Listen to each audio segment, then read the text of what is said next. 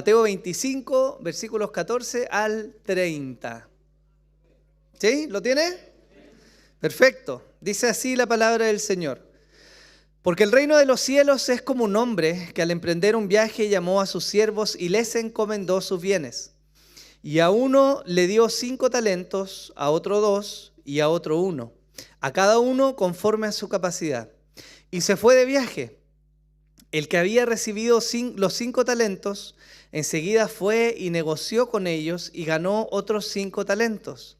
Asimismo, el que había recibido los 2 talentos, ganó otros 2. Pero el que había recibido 1 fue y cavó en la tierra y escondió el dinero de su señor. Después de mucho tiempo, vino el señor de aquellos siervos y arregló cuentas con ellos. Y llegando el que había recibido los 5 talentos, trajo otros 5 talentos, diciendo: Señor, me entregaste 5 talentos, mira, he ganado otros 5 talentos. Su señor le dijo: bien, siervo bueno y fiel, en lo poco fuiste fiel, sobre mucho te pondré, entra en el gozo de tu señor. Llegando también el de los 2 talentos, dijo: Señor, me entregaste 2 talentos, mira, he ganado otros 2 talentos. Su señor le dijo: bien, siervo bueno y fiel, en lo poco fuiste fiel, sobre mucho te pondré, entra en el gozo de tu señor. Pero llegando también el que había recibido 1 talento, dijo: Señor, yo sabía que eres un hombre duro, que ciegas donde no sembraste y recoges donde no esparciste. Y tuve miedo, y fui y escondí tu talento en la tierra. Mira, aquí tienes lo que es tuyo. Pero su señor respondió y le dijo: siervo malo y perezoso, ¿sabías que ciego donde no sembré y que recojo donde no esparcí? Debías entonces haber puesto mi dinero en el banco, y al llegar yo hubiera recibido mi dinero con intereses. Por tanto, quitadle el talento y dádselo al que tiene 10 talentos, porque a todo el que tiene más se le dará y tendrá en abundancia, pero al que no tiene, aún lo que tiene se le quitará, y al siervo inútil echadlo en las tinieblas de afuera. Allí será el llanto y el crujir de dientes. Amén. Me gustaría partir esta enseñanza el día de hoy, hermanos. Dicho sea de paso, la última de las parábolas que vamos a ver del reino es esta. Y me gustaría partir contándoles un poco de esto, haciéndoles una pregunta en realidad. ¿Qué significa ser fiel con lo que Dios ha puesto en tus manos? ¿Qué significa, hermanos, ser fiel con lo que Dios nos ha dado? Durante la Segunda Guerra Mundial, cuando estaba el apogeo de la batalla en Europa, hubo una batalla muy particular, que fue la batalla de Dunkerque. En esta batalla hubo un hombre que destacó entre todos los soldados que fueron a pelear. Era particular porque era un hombre de fe, un hombre que, a pesar de sentir el deber de estar en la batalla, había determinado no tomar armas, lo que era contraproducente. ¿Cómo iba a ir un hombre a pelear cuando no quería tomar armas?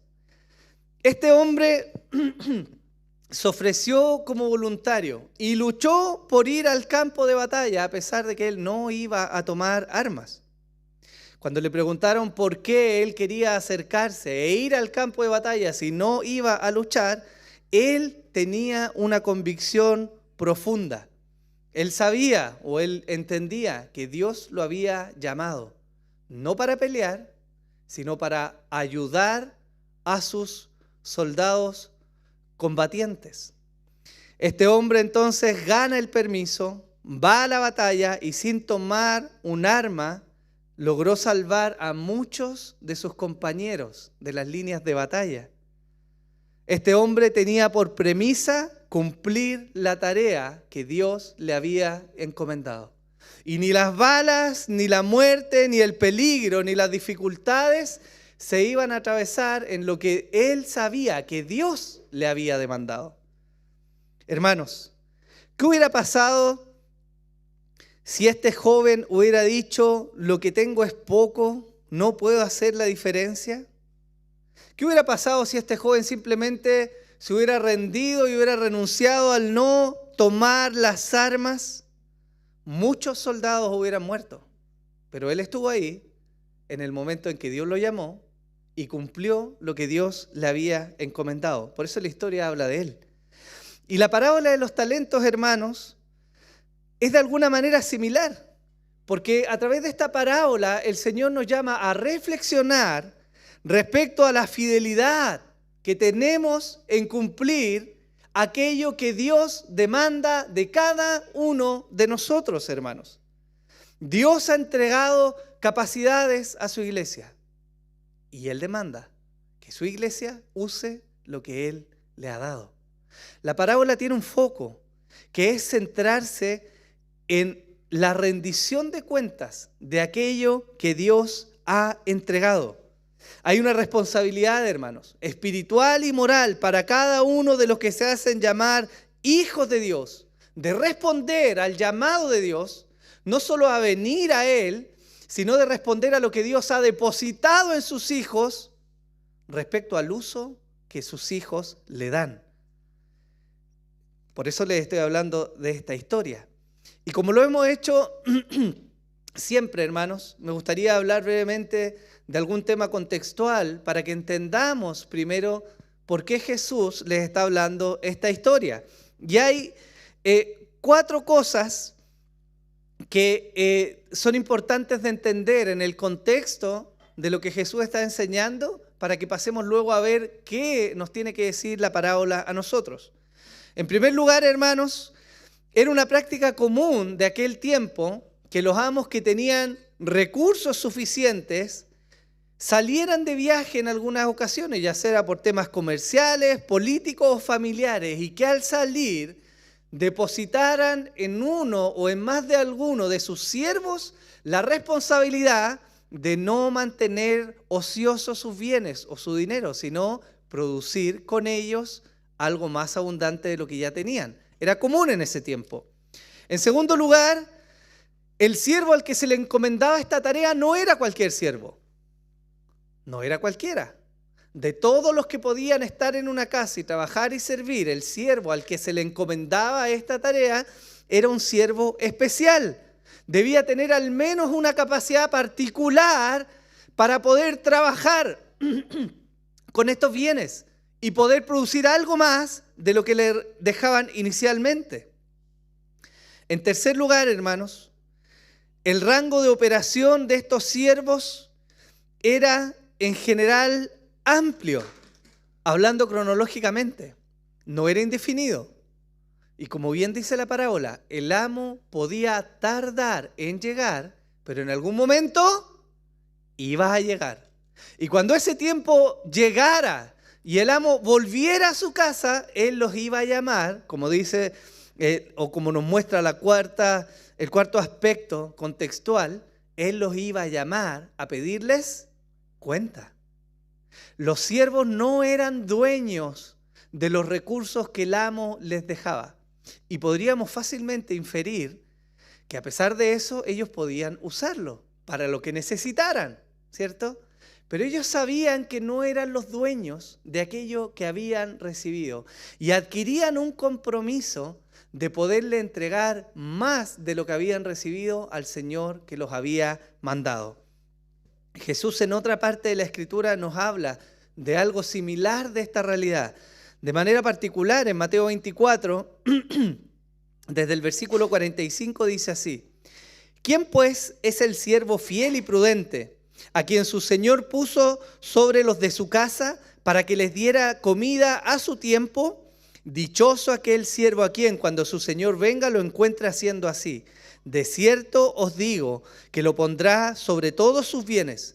Pero hasta aquel siervo es malo y dice en su corazón: mi Señor tardará, y empieza a golpear a sus consiervos y come y bebe con los que se emborrachan, vendrá el Señor de aquel siervo el día que no lo espera, a una hora que no sabe, y lo azotará severamente y le asignará un lugar con los hipócritas. Ahí será el llanto y el crujir de dientes. En el mismo marco escatológico en que Jesús está hablando en Mateo 24 y 25. Él habla este otro texto y él vuelve a mencionar que era normal entre aquellos que tuvieran recursos salir y dejar a alguien encargado de sus bienes, de administrar su casa, de alimentar a su siervo y de atender todos los asuntos de su hogar. ¿Ok? Y hay una reprensión particular para aquellos que no cumplían bien aquella labor que se les había encomendado. ¿Qué quiero mencionar con esto, hermanos? Quiero dejar en claro que la parábola nos enseña algo que tiene que ver con escatología, que va a ocurrir hacia el final de los tiempos, en la consumación, al regreso de Jesús. Y ese algo es que ese Señor va a venir. Como vimos la semana pasada, de manera muy similar, el Señor va a tardar, pero va a llegar. Y ahora, de manera particular a lo que habíamos visto, esta parábola nos dice que cuando ese Señor llegue, nos va a pedir cuentas. Eso es algo relevante. Él va a pedir cuentas. Entonces, ¿de qué habla esta parábola? De la rendición de cuentas. Muy bien. Bien, hermano. Maravilloso. Entonces, si el Señor va a pedirnos que le rindamos cuentas, hay algunos aspectos importantes que tenemos que ver. Primero vamos a ver los escatológicos, porque como les digo, toda esta sección está enmarcado en escatología, nos está mostrando el Señor qué cosas van a ocurrir y cómo va a ser el día en que Él regrese. Mateo 25, 19 dice así: después de mucho tiempo, vuelve a enfatizar lo que vimos la semana pasada, el Señor se fue, va a tardar mucho tiempo, pero va a llegar, ¿cierto? Después de mucho tiempo vino el Señor de aquellos siervos y arregló cuentas con ellos. Y hay dos cosas que quiero mencionar de manera particular. La primera de ellas es que la rendición de cuentas se llevará a cabo ante el trono del Señor luego de su regreso. Hay cosas que nos muestra esta parábola que son concordantes con lo que dice el resto de la Escritura. Una de ellas es que nos muestra la Escritura que va a haber una resurrección universal. El apóstol Pablo nos habla de esto. Hechos 24, versículos 10 al 15, nos está mostrando lo siguiente. Después que el gobernador le hizo una señal para que hablara, Pablo respondió: sabiendo que por muchos años tú has sido juez de esta nación, con gusto presento mi defensa, puesto que tú puedes comprobar el hecho de que no hace más de 12 días que subí de Jerusalén a adorar. Y ni en el templo, ni en las sinagogas, ni en la ciudad misma me encontraron discutiendo con nadie o provocando un tumulto. Ni tampoco pueden probarte de lo que ahora me acusan. Pero esto admito ante ti, que según el camino que ellos llaman secta, yo sirvo al Dios de nuestros padres, creyendo todo lo que es conforme a la ley y que está escrito en los profetas, teniendo la misma esperanza en Dios que estos también abrigan. ¿Cuál es esa esperanza? De que ciertamente habrá una resurrección tanto de los justos como de los impíos.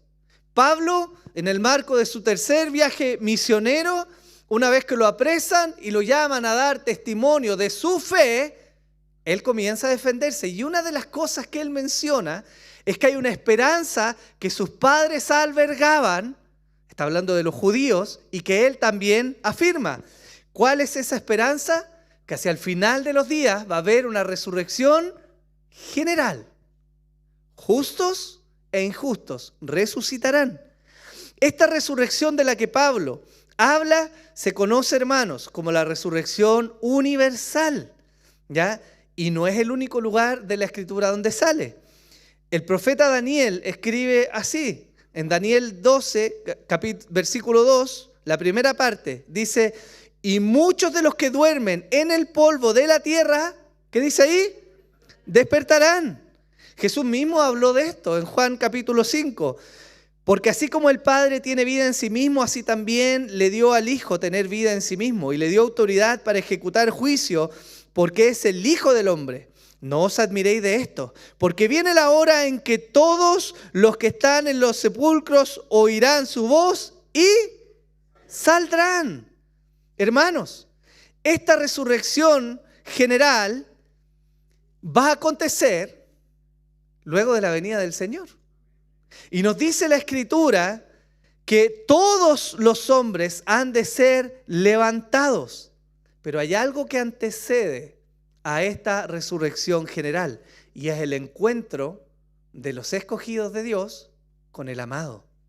Primera de Tesalonicenses capítulo 4 versículo 17 dice: entonces nosotros, los que estemos vivos y que permanezcamos, seremos arrebatados juntamente con ellos en las nubes al encuentro del Señor en el aire, y así estaremos con Él siempre. ¿Cierto? Pero ¿qué viene luego de aquel encuentro? Viene una resurrección general. Y luego de esa resurrección, ¿qué viene? Viene aquí, se pone la cosa color de hormiga. Porque viene juicio. Hechos 9 del 24 al 27 dice así: porque Cristo no entró en un lugar santo hecho por manos, una representación del verdadero, sino en el cielo mismo, para presentarse ahora en la presencia de Dios por nosotros. Y no para ofrecerse a sí mismo muchas veces, como el sumo sacerdote entra en el lugar santísimo cada año con sangre ajena. De otra manera le hubiera sido necesario sufrir muchas veces desde la fundación del mundo, pero ahora, una sola vez, en la consumación de los siglos, se ha manifestado para destruir el pecado por el sacrificio de sí mismo. ¿A dónde nos está apuntando ahí? A la cruz. Esa es la cruz. Ahí viene esa manifestación y viene ese triunfo de Jesús. Pero sigue diciendo: y así como está decretado que los hombres mueran una sola vez, y después de esto, el juicio. Hay un juicio hacia el final de los días. En la visión del apóstol Juan, viejo ya él, en la isla de Patmos, él escribe lo siguiente que recibe del Señor. Apocalipsis capítulo 20, versículos 11 al 30. Y vi un gran trono blanco, y el que estaba sentado en él, de cuya presencia huyeron la tierra y el cielo, y no se halló lugar para ellos. Y vi a los muertos, grandes y pequeños, de pie delante del trono. Y los libros fueron abiertos, y otro libro fue abierto, que es el libro de la vida.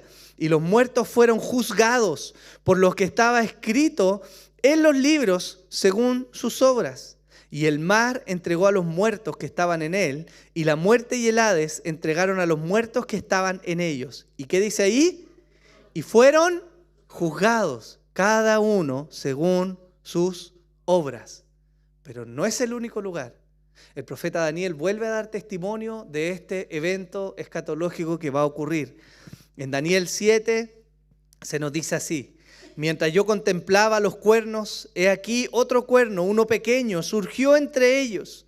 Y 3 de los primeros cuernos fueron arrancados delante de él. Y he aquí, este cuerno tenía ojos como los ojos de un hombre y una boca que hablaba con mucha arrogancia. Seguí mirando hasta que se establecieron tronos. Y el anciano de día se sentó. Su vestidura era blanca como la nieve y el cabello de su cabeza como lana pura. Su trono, llamas de fuego, y sus ruedas, fuego abrasador. Un río de fuego corría saliendo de delante de él.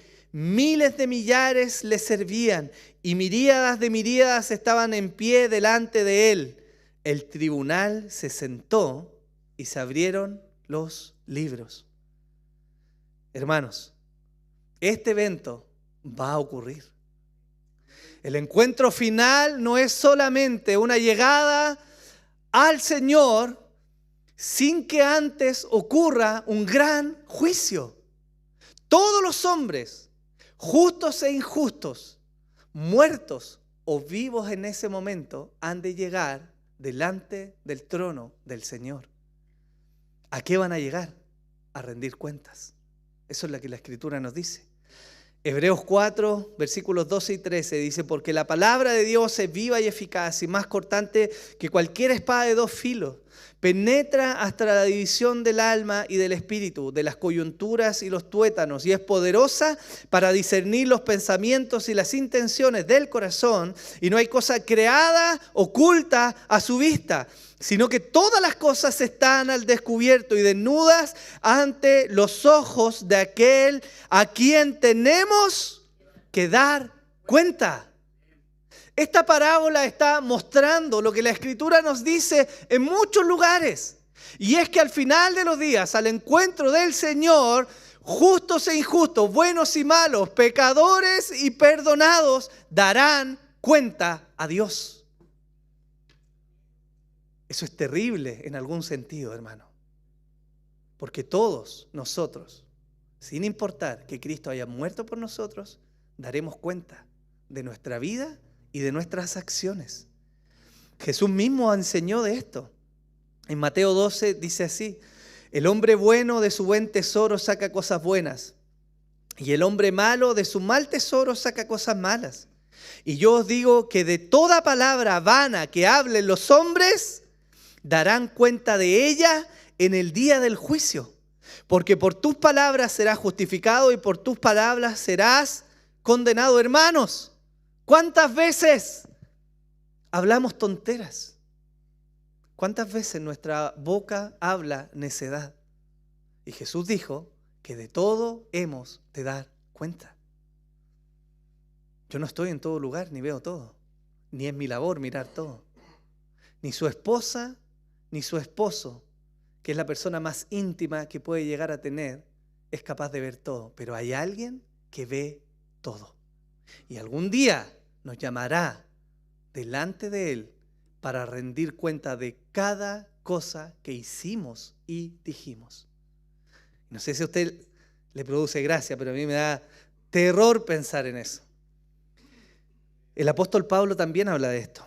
En 2 Corintios capítulo 5 dice: por eso, ya sea presentes o ausentes, ambicionamos serle agradables, porque todos nosotros debemos comparecer ante el tribunal de Cristo. Y como último testimonio, si no se ha convencido con esto, el escritor de Eclesiastés también dice: la conclusión, cuando todo se ha oído, es esta: teme a Dios y guarda sus mandamientos, porque esto concierne a toda persona, porque Dios traerá toda obra a juicio, junto con todo lo oculto, sea bueno o sea malo. El apóstol Pablo dice que en algún momento, al final de los días, el Señor nos llamará y pasará por fuego nuestras obras. ¿Se acuerdan de eso? Y lo que ha sido edificado en belleza permanecerá, pero lo que ha sido vano se va a desvanecer.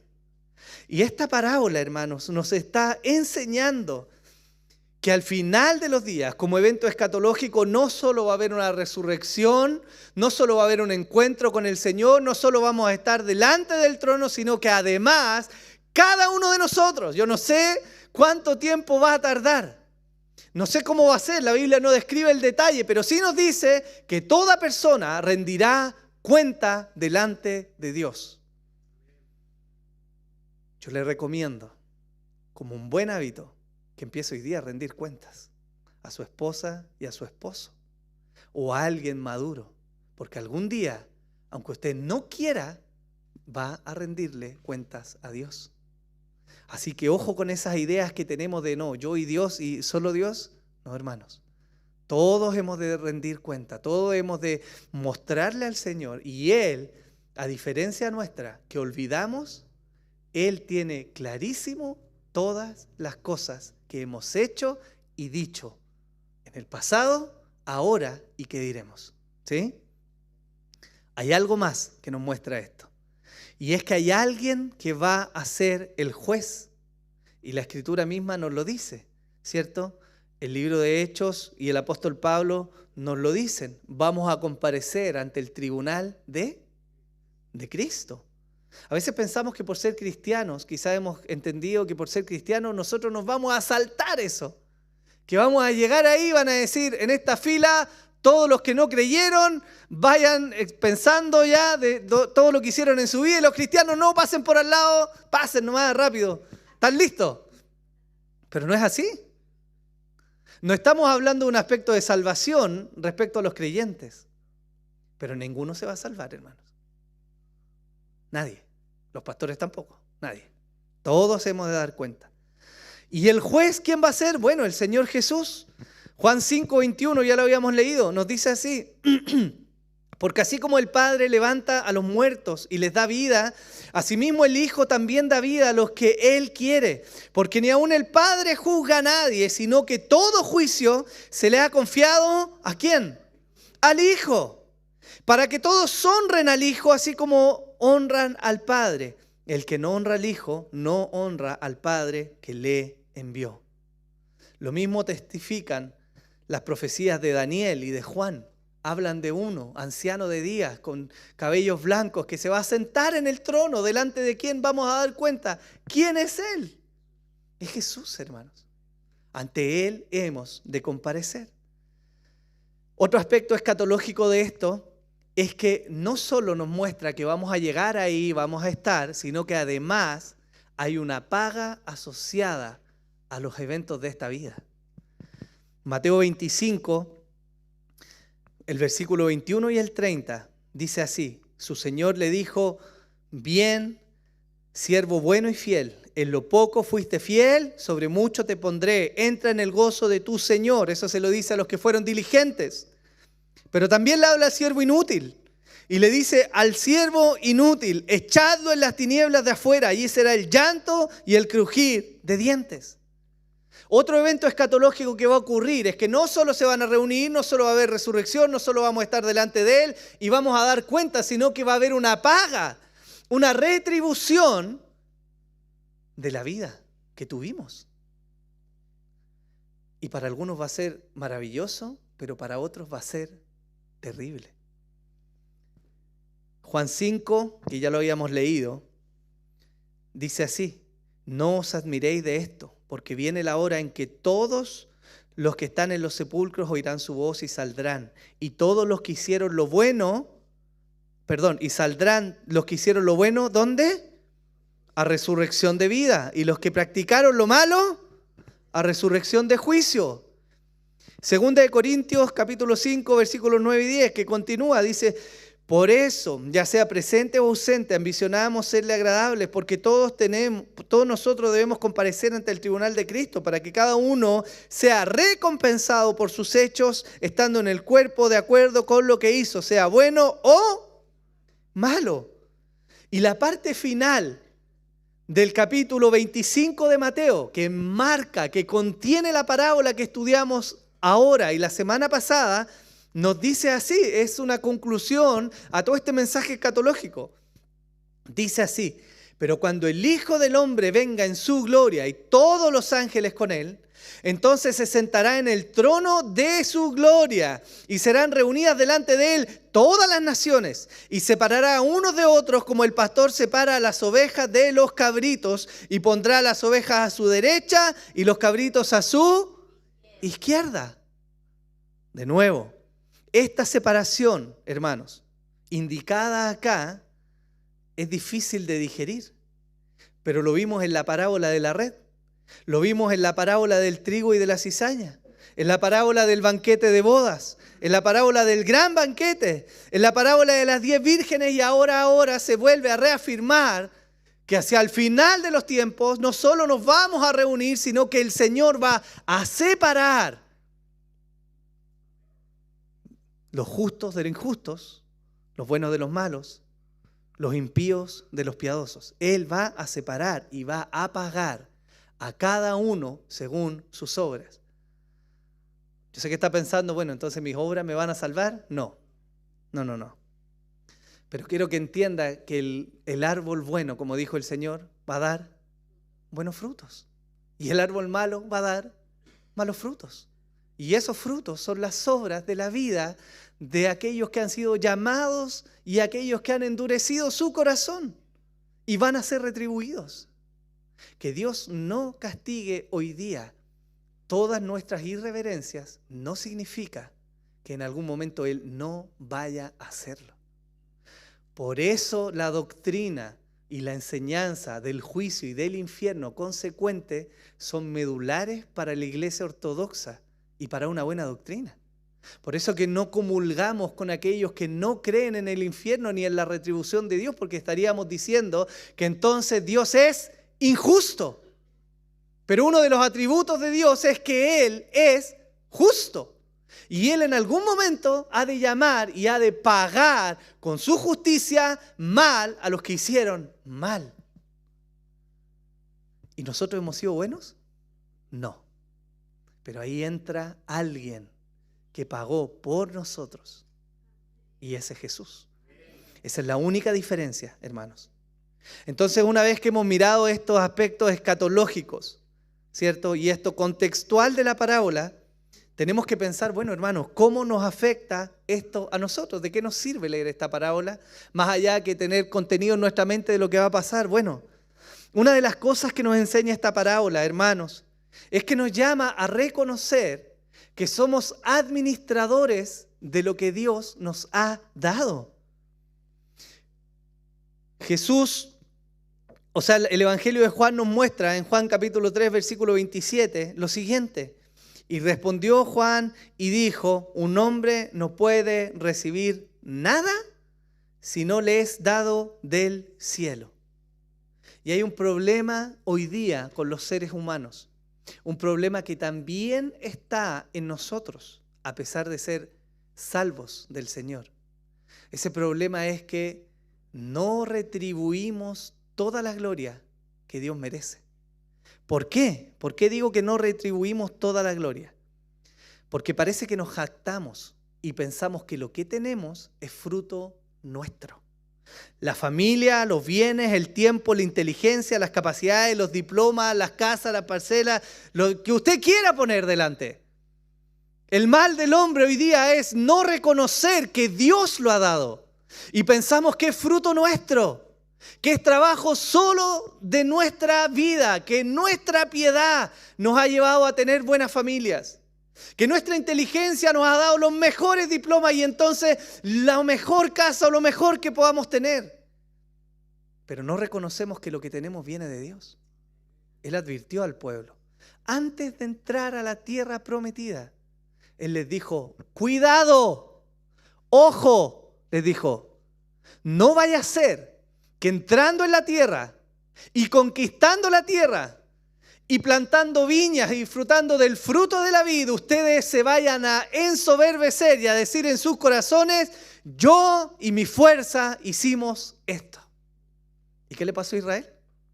Entró, peleó, conquistó, disfrutó y se olvidó que Dios le había dado eso.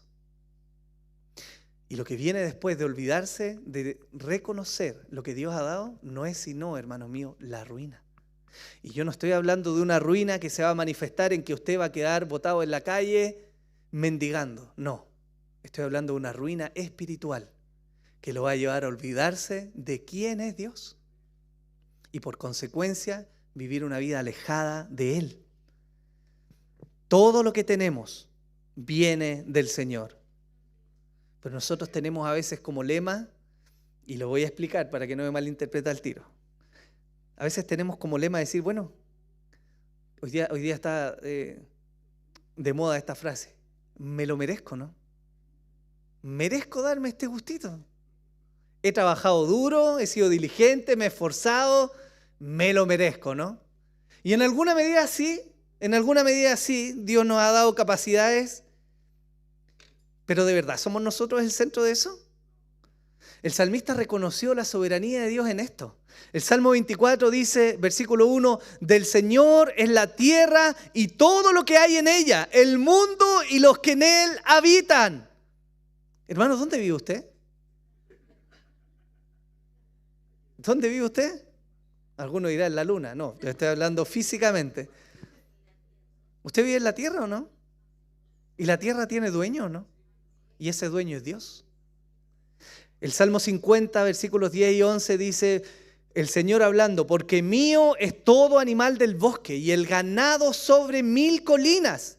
Toda ave de los montes conozco y mío es todo lo que en el campo se mueve. ¿De quién es? Del Señor.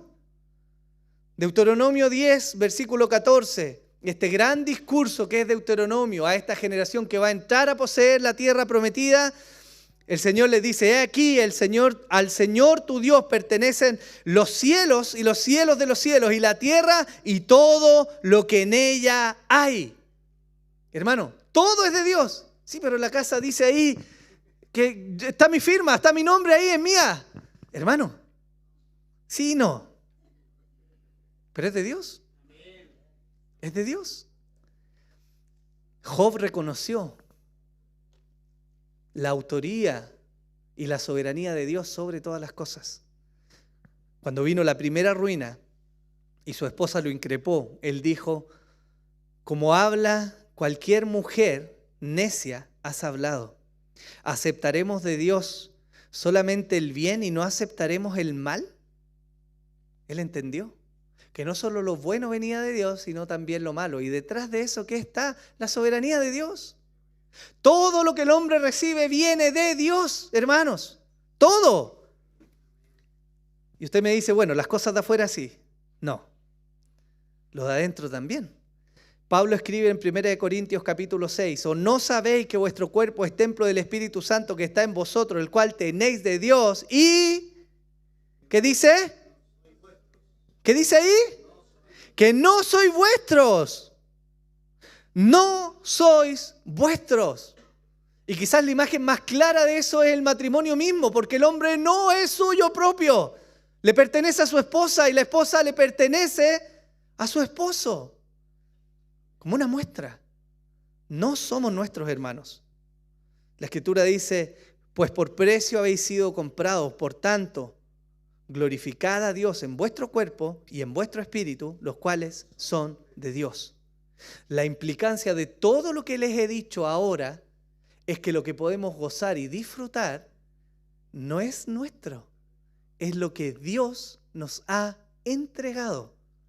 Y según dice la parábola, algún día usted y yo hemos de dar cuenta al Señor por todo lo que hicimos, por todo lo que dijimos y por todo aquello en lo que usamos lo que Dios nos ha dado. Somos administradores de lo que Dios ha hecho. En el huerto de Edén, cuando el Señor crea al hombre y a la mujer, le da potestad sobre toda la creación y le da dominio y lo hace Señor de la creación, pero no lo hace dueño. ¿Sí? Él administra, Él pone nombres, Él dirige a la creación, pero Él no es dueño de la creación. Y el mal en nosotros es que pensamos que somos dueños de nuestra vida, de nuestro tiempo y de todo lo que tenemos. Y eso no es así. No es lo que la Biblia dice. El apóstol Pablo enseñó en 1 Corintios capítulo 10, entonces ya sea que comáis o que bebáis o que hagáis cualquier otra cosa, hacedlo todo, ¿para qué? Para la gloria de Dios. Porque por un lado la Escritura nos muestra que todo lo que tenemos nos ha sido dado por Dios y que nosotros mismos somos de Dios. Por lo tanto, la consecuencia es, glorifica a Dios en todo lo que hagas. Al levantarte, al acostarte, al comer, al beber, al salir, al jugar, al trabajar, al ir, al venir, al vacacionar, al estar, al comprar, con todo debemos glorificar a Dios. Porque Él es nuestro Dios y nuestro dueño. Y además, es Señor de todas las cosas. Esto tiene implicaciones importantes, hermanos, en la vida práctica. Una de esas implicaciones es que si Él es dueño de todo y nos ha dado cosas a nosotros, ¿esperará algo a cambio? No en el sentido en que nosotros vayamos a retribuir o a comprar o a pagar una deuda de alguna manera. Pero sí Dios espera fruto de nosotros, ¿o no? ¿Qué cree usted? Dios espera de fruto de nosotros. Una de las características muy particulares de Dios, hermanos, es que Él es un Dios por naturaleza productivo. Eso nos muestra la Biblia. Él es productivo. Él habló, ¿y qué hizo la tierra? Produjo. ¿Y qué hicieron las aguas? Produjeron. Animales, plantas, vegetales, Dios habló y se produjo. Y si tenemos una mente pequeña para entenderlo, en algún sentido, yo quiero ampliar su mente. Porque no solo lo que está en la tierra pertenece a Dios y es una muestra de este Dios creativo. Hay galaxias, estrellas, planetas y miles y millones de astros en un universo que es infinitamente grande en relación a lo que nosotros logramos comprender, que está lleno de la gloria de Dios. Él produjo una inmensidad. Usted se pregunta, quizás en algún planeta hay ovnis. Yo creo que no. Yo creo que esa inmensidad nos habla de la gloria del Creador. Así de grande. Incomprensible para nosotros el tamaño de las cosas que hay afuera, la inmensidad del universo. Pero aunque nosotros no comprendamos, testifica de un Dios productivo y poderoso. Si la tierra produce, si el pasto sale de alguna manera solo. ¿Te ha visto las praderas ahora que estamos entrando al invierno? ¿Cómo están? ¿Usted fue a sembrar pasto arriba del cerro? No, ¿cierto? Dios diseñó la creación de tal manera que produjera sola. Y usted no tiene que enseñarles a los animales a procrear porque los animales solo se juntan y se multiplican, ¿o no? Que es un rasgo de quién es Dios, productivo. Yo les pregunto, hermanos, ¿y qué hay del ser humano? ¿Acaso no fue llamado por Dios para ser productivo? Sí, hermanos. El ser humano como creación especial, particular, diferente, distinta a todo lo demás creado, con el sello del Creador también fue llamado a ser productivo. En lo más básico, la procreación. En lo más elevado, arte, música, tecnología. El ser humano es productivo, es creativo porque es un rasgo inherente de Dios, hermanos. La pregunta que sigue a eso es: ¿acaso estamos usando aquello que Dios nos dio para la gloria suya o para nuestro deleite egoísta? Esa es la pregunta que importa. 1 Corintios capítulo 12 dice: ahora bien, hay diversos dones, pero el Espíritu es el mismo. Y hay diversidad de ministerios, pero el Señor es el mismo. Y hay diversidad de operaciones, pero es el mismo Dios el que hace todas las cosas en todos. Pero a cada uno se le da la manifestación del Espíritu. ¿Para qué? ¿Para qué existe la diversidad? Dice el apóstol Pablo. ¿Por qué hay diversidad? ¿Por qué todos no somos iguales, hermanos? Gloria a Dios que no somos todos iguales, imagínense. Hermanos, si la Nati me tiene que soportar a mí, imagínense, Dios mío. Si fuéramos todos iguales sería un desastre, hermano. Un desastre. Estaríamos peleados todo el día. Si usted quiere que su esposo o su esposa sea igual a usted, no, hermano, no. Disfrute de la diversidad que Dios le ha dado. Si no, no funcionaríamos. Hermanos, ¿para qué existe diversidad? Para el bien común. Para el bien común. ¿Por qué Dios puso diversidad en nosotros? ¿Por qué nos hizo diferentes? Algunos son buenos en letras, otros en matemáticas, otros son creativos, otros son diligentes. En Dios puso distintas capacidades en su cuerpo. ¿Para qué? Para el bien común. Porque en esa diversidad la iglesia es edificada. Porque en esa diversidad el evangelio del reino es proclamado. Porque en esa diversidad, hermanos, se manifiesta la gloria de Dios en un mundo quebrado. No todos son artistas, pero hay artistas que manifiestan la gloria de Dios. No todos son ingenieros, y a uno le gustaría que sea cuadrado, hermano, dirige. Pero no todos son así. Pero tanto los unos como los otros pueden mostrar la gloria de Dios en este mundo. ¿Sí o no? ¿Cuál es el problema entonces hoy día?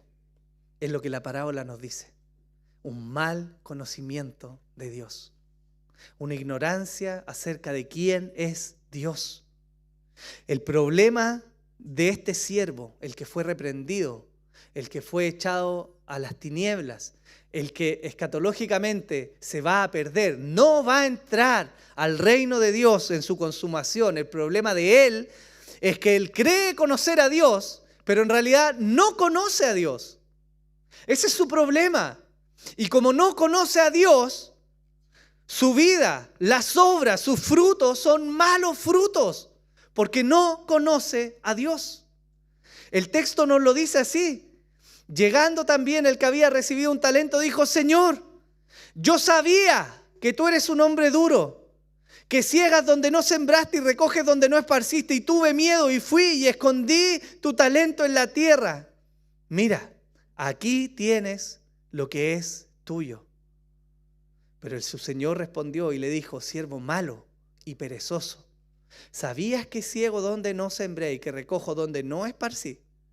Debías entonces haber puesto mi dinero en el banco y al llegar yo hubiera recibido mi dinero con intereses. ¿Acaso el Señor era malo de verdad? ¿Era malo, malo así de adentro? Como para... Pobre siervo, tenía miedo, imagínense, tenía miedo de su Señor y era una reacción natural. Bueno, no voy a arriesgar lo que Él me dio. ¿Hizo algo bueno, no? No, hermanos.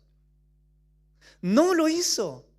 Porque Él creyó conocer a ese Señor y tuvo el descaro de decirle: oye, pero tú eres malo, eres duro, eres intransigente. Y como tú eres malo, duro e intransigente, yo tuve miedo. Él se justificó por un mal conocimiento de Dios.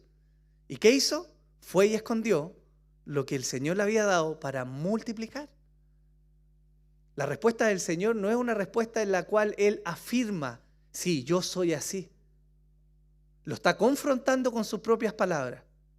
Porque le dijo: si tú sabías que yo era así, ¿qué era lo consecuente que tenías que hacer? Ir y multiplicar. Obvio. Si tú estás diciendo que yo voy a cegar donde no sembré y que voy a esperar una retribución donde tú sabías que tenía que haber, entonces lo lógico es que lo hicieras. Por lo tanto, desmantela la excusa de este siervo malo y negligente. Lo pilla con sus propias palabras. Eso es lo que la parábola nos está mostrando. Pero lo que hay detrás de esto es que en realidad este siervo no conocía a su Señor. Entonces, hermanos, la negligencia de este siervo no viene como un acto circunstancial. No es que simplemente tuvo miedo y se escondió y escondió su dinero, sino que es una muestra de desinterés y falta de amor por aquel Señor. Vamos a lo contextual. ¿Quién quedaba a cargo de los bienes? ¿Cualquiera? Era un siervo escogido. Era un siervo que su Señor veía y decía: Él tiene capacidad para hacerlo. De hecho, el mismo texto nos lo muestra. Él no les dio a todos la misma carga. Les dio a cada uno según sus capacidades. Y eso habla de un Señor que conoce a sus siervos, ¿o no? Pero este siervo malo y negligente se excusa por su ignorancia del Señor, por la maldad de su corazón, y actúa de esa manera. Hermanos, yo les hago una pregunta. Si un buen amigo o su jefe, pensando en alguien quizás que tiene autoridad, se va de viaje y les dice: por favor, cuida a mi gato, a mi perro, para que no se muera de hambre, ¿qué va a hacer usted? Eso es básico, ¿no? Pero si este hombre se va de viaje y le dice: por favor, cuida a mi familia, voy a estar lejos, ocúpate de ellos, ¿qué va a hacer usted? ¿Los va a dejar morirse de hambre? ¿Va a ser negligente? Alguno dirá: bueno, que el gato se muera nomás, pero por eso le hablo de la familia. Pero no, había una relación de conocimiento entre este señor y ese siervo.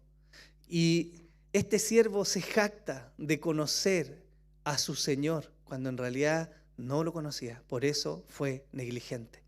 Yo les pregunto, hermanos, ¿qué hay de nosotros? ¿Dios no nos ha entregado acaso distintas capacidades, habilidades? ¿No nos ha mandado a tareas específicas? Porque de eso nos va a pedir cuenta, ¿cierto? A ninguno de nosotros nos va a pedir: oye, ¿no saliste campeón del mundo jugando a la pelota? No, pues, hermano, si yo no juego.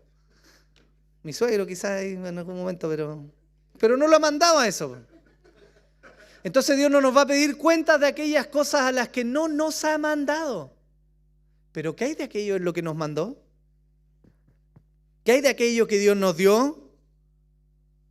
Algunos se jactan de ser inteligentes. Bueno, ¿estás usando tu inteligencia para la gloria del Señor o para tu propio provecho? Los que son deportistas, ¿para qué usas el deporte? ¿Para una satisfacción personal, egoísta? ¿Para deleitarte a ti mismo? ¿O a través de eso puedes honrar y glorificar al Señor? Los que han recibido capacidad de hablar en público, los que son buenos cuidadores con amor, los que son analíticos, etcétera. ¿Cómo estás ocupando? ¿Para qué estás ocupando lo que Dios te ha dado? Porque la pregunta para nosotros hoy día, a través o a la luz de esta parábola, es si estamos haciendo lo que Dios ha pedido y si estamos ocupando lo que Él nos ha dado para su gloria. Hermanos, Eso es lo que Dios está viendo. Fíjense que de manera similar a lo que muestra la parábola, esos siervos de ahí a los cuales se le pide cuenta eran siervos escogidos, no cualquiera. Y hay un símil en esto, porque significa que el Señor miró y escogió y vio en ellos. Y hermanos, ¿Dios no ha escogido nuestras vidas acaso? ¿No muestra nuestra propia vida que somos especiales para Dios? ¿No pagó nuestra salvación y redención con la sangre de su Hijo? Yo creo que por eso hay algo. Somos especialmente malos, usted pensará así. No hay nada bueno en nosotros, pero aún así somos especiales porque Dios nos escogió. No por nosotros, sino porque Él nos hizo, como cantábamos, hijos de Dios. Y ha puesto su amor en nosotros y su mirada sobre nosotros. Varones, ¿no les ha dado Dios una familia? ¿No les ha confiado a ustedes, varones, el cuidado de sus esposas? ¿No les confió a ustedes, hombres, la guianza de sus hijos? Porque de eso van a dar cuenta a Dios. Hermanas, ¿no les dio Dios una casa, una familia para administrar? ¿No les ha confiado Dios el corazón de sus esposos? ¿No les dio hijos para que los guíen? Porque de eso Dios les va a pedir cuenta. Y hermanos, todos nosotros, ¿no nos confió Dios el cuidado de su iglesia? ¿No nos puso a nosotros para la administración de este rebaño pequeño? ¿No nos ha dado recursos? ¿No nos confió acaso lo más preciado para Dios, que es la iglesia que Él pagó con la sangre de su Hijo? Hermanos, hay cosas que Dios ha puesto para que nosotros trabajemos.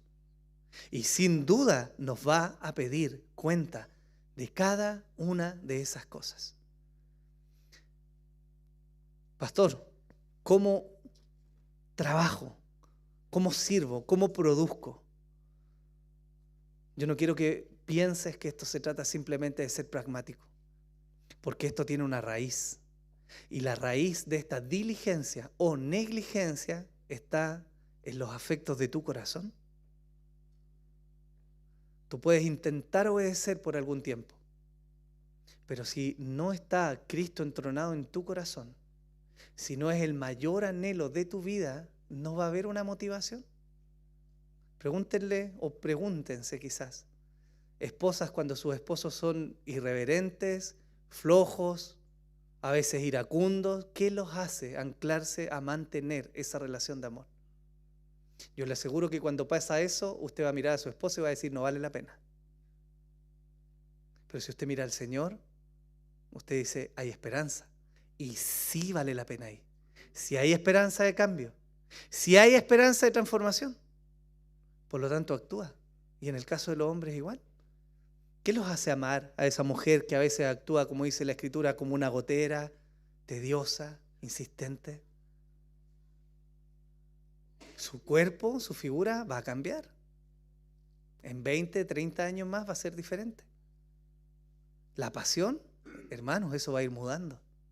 Es la fidelidad al Señor, el amor a nuestro Dios, lo que nos hace mantenernos firmes en fidelidad, en compromiso, en amor, en devoción, en compañerismo. Y si queremos servir a Dios en lo que Dios nos ha encomendado, no hay otra forma que amando profundamente y sinceramente a nuestro Dios. Isaías 29:13 dice así: dijo entonces el Señor, por cuanto este pueblo se me acerca con sus palabras y me honra con sus labios, pero aleja de mí su corazón. Y su veneración a mí es solo una tradición aprendida de memoria. Eso le pasó a ese siervo. Él conocía al amo de palabra, él creía conocerlo y actuó en consecuencia. Fue consecuente con lo que él creía, pero lo que él creía de su Señor estaba errado. Hermanos, si hay algo que nos va a mover a servir, a amar, a buscar a Dios, a gastarnos nosotros, a gastar lo nuestro, a estar ahí una y otra vez, a abrir la Biblia, a leer, a orar, a buscar, no va a ser nada tan fuerte como el amor al Señor. Todo lo demás se va a acabar en algún momento. Todo se va a extinguir en algún momento, salvo el amor al Señor. El profeta Jeremías dijo, después de muchísimos años de ministerio sin ningún fruto, dijo, ¿sabes qué, Señor? Me cansé, me aburrí, quise nunca más hablar. Dice, pero oía como un fuego dentro de mí. Y aunque intenté callarme, no pude callarme. Eso dijo el profeta. En medio de una tierra estéril, donde no había fruto, lo mantuvo su amor al Señor. Hermanos, en el Antiguo Testamento, en 2 de Crónicas, dice, si se humillare mi pueblo, sobre el cual mi nombre es invocado, y oraren, y buscaren mi rostro, y se convirtieren de sus malos caminos, entonces yo iré desde los cielos y perdonaré sus pecados y sanaré su tierra. Si nuestras vidas no están dando fruto, hermanos, si hay infertilidad en nosotros, es porque estamos mirando a otro Dios. Dios no es el Dios de la infertilidad. Él es el Dios de la productividad. Él trae fruto. Él bendice a aquel que le busca. Él renueva, restaura, fortalece, levanta. Ese es Dios. Pero la infertilidad en nuestras vidas es una clara muestra de que otro está entronado en nuestro corazón y no Dios. Y esta parábola nos habla de eso, hermanos. Jesús dijo, yo soy la vid verdadera y mi Padre es el viñador. Todo sarmiento que en mí no da fruto lo quita, y todo el que da fruto lo poda para que dé más fruto. Vosotros ya estáis limpios por la palabra que os he hablado. Permaneced en mí y yo en vosotros. Como el sarmiento no puede dar fruto por sí mismo si no permanece en la vid, así tampoco vosotros si no permanecéis en mí. Yo soy la vid, vosotros los sarmientos. El que permanece en mí y yo en él, ese da mucho fruto, porque separados de mí nada podéis hacer. Si alguno no permanece en mí, es echado fuera como un sarmiento y se seca, y los recogen y los echan al fuego y se queman. Si permanecéis en mí y mis palabras permanecen en vosotros, pedid lo que queráis y os será hecho. En esto es glorificado mi Padre, en que deis mucho fruto, y así probéis que sois mis discípulos. Como el Padre me ha amado, así también yo os he amado. Permaneced en mi amor. Si guardáis mis mandamientos, permaneceréis en mi amor, así como yo he guardado los mandamientos de mi Padre y permanezco en su amor. Estas cosas os he hablado para que mi gozo esté en vosotros y vuestro gozo sea perfecto. Estos días tuve la bendición de asistir a una conferencia donde estuvo Paul Tripp acá en Santiago, y una de las cosas que me quedó muy grabada en la mente fue el testimonio de un hermano que vivió hace muchos años atrás, un deportista, no recuerdo el nombre, un deportista muy bueno en sus disciplinas, que estuvo a punto de ganar una medalla de oro olímpica. No compitió el día que tenía que competir. ¿Sabe por qué no compitió? Porque era domingo, el día del Señor. Y él dijo, voy a honrar a mi Señor. Cuando le preguntaron, pero es una medalla olímpica, es por lo que te has esforzado, es tu carrera. Él dijo, yo tengo al Señor, lo demás no es necesario. ¿Y saben qué, hermanos? Que si el Señor no está haciendo, no está haciendo lo más anhelado en nuestro corazón, si no está de verdad Cristo gobernando en nosotros, vamos a correr detrás de cualquier cosa y jamás vamos a hallar satisfacción. Y como consecuencia adicional, no vamos a dar fruto. No podemos dar fruto si no estamos unidos al Señor. Y mi invitación hoy día, hermanos, a la luz de esta parábola, es que por un lado examinemos nuestro corazón, pero por el otro lado luchemos ardientemente para que Cristo reine en nosotros. Que los afanes, los deleites, los placeres y todas las cosas con las cuales usted y yo somos bombardeados toda la semana, tengan un segundo lugar y Cristo sea preeminente en nuestras vidas. Porque esa es la única forma, hermano, en que demos mucho fruto para la gloria de Él y en que todo lo que nos ha dado entonces esté a disposición para Él y para el bienestar de su iglesia.